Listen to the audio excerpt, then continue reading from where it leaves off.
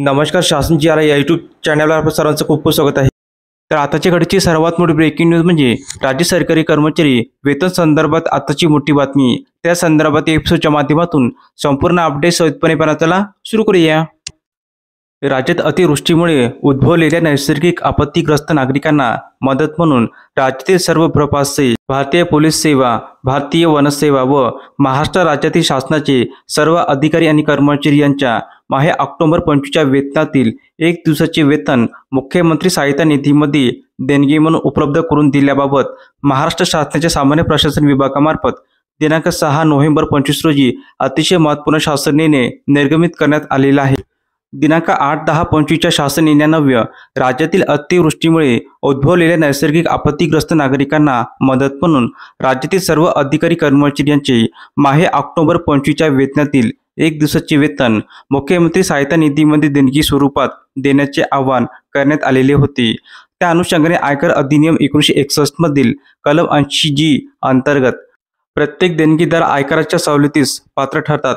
सदर सवलत मिळवण्यासाठी देणग्याबाबतची माहिती आयकर विभागाकडे फॉर्म 10B-D उपलब्ध असणे आवश्यक आहे।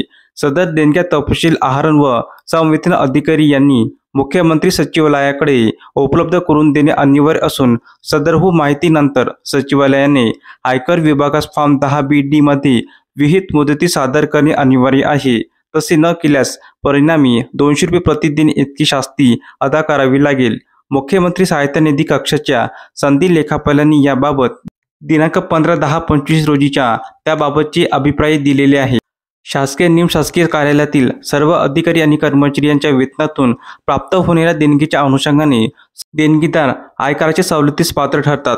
सदरहू वस्तुस्थिती लक्षात घेता 1 दिवसाच्या वेतनाच्या स्वरूपाने देणगी देणाऱ्या सर्व शासकीय निमशासकीय अधिकारी आणि कर्मचारी यांची माहिती आयकर विभागास फॉर्म 10B-D मध्ये सादर करणे अनिवार्य आहे।